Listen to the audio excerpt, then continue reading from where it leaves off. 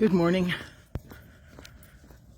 I've shared a lot, or sometimes, with you about my sisters in the past, my two younger sisters. And both of them had quite a few friends growing up. Friendships that lasted well into high school, and in some cases, even to this day. They're still friends with their childhood friends, with their high school friends.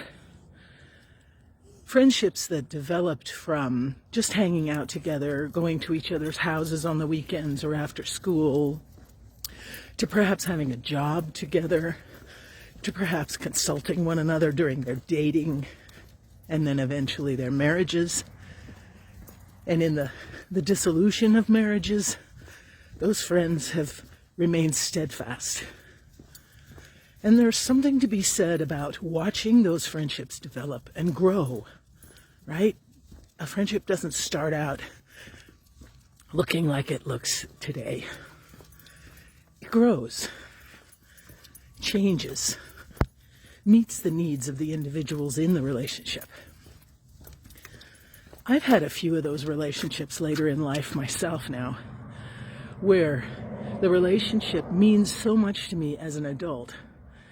There's even something sacred about some of those relationships that I have, where I can talk about my experiences of the divine and what swirls around in my head about life. And, well, you have friends like that too. Friends who are there not just because they have to, but because they want to. There is a deep love that actually becomes part of that friendship. A deep, accepting, flexible, abiding love. Those relationships are precious.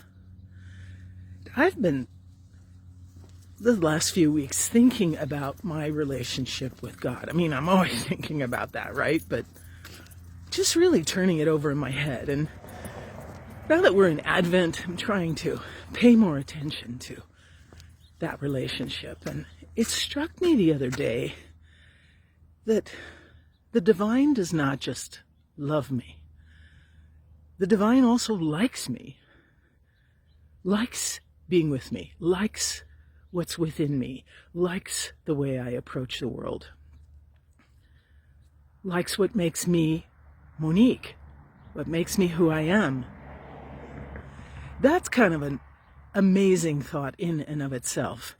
Sometimes I get into the pattern of trying to tell the divine, to tell God, look, I know I'm not perfect, right? So like this needs work and this needs work, and darn it, I fell into this thing again the other day and shot my mouth off or went crazy in my brain. Trying to prove to the divine that I know I'm not perfect and therefore perhaps maybe not worthy of love or like. And it struck me this morning in my prayer that, I was praying over Psalm 139. You probe me and you know me. You know when I sit and when I stand. You understand my thoughts from afar. You understand my thoughts. You encircle me round. You place your hand upon my shoulder. There's a wink in God's eye when God listens to me try and disabuse God of who I am, right? Proving to God, like, I'm not perfect and therefore you should hang around till I am. I'm the first to tell you that's very faulty theology, but I do fall into it. And it struck me this morning, it really moved me quite a bit, that I don't have to prove anything, that God's already sold on me, that God not only likes me, but loves me. And then I thought, it's interesting, isn't it? What if we flip it? We love the divine. We're taught to love the divine. We're taught to include the divine in our lives and to try and emulate the divine in our lives, to model our lives on the patterns of what God has laid through God's own example.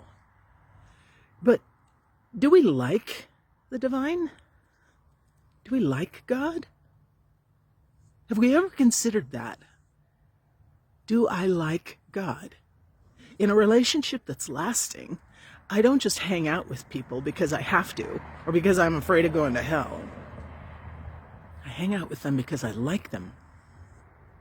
So maybe that's something to pay attention to today, to spend some time chewing on. I love the divine. I love God. But do I like God? And what needs to grow in my relationship? And Advent is a perfect time for that, in order to have my relationship go the distance, go a little further than it is right now. How do I learn to like God? And that's by spending time and pursuing and asking questions. What a great task for us today.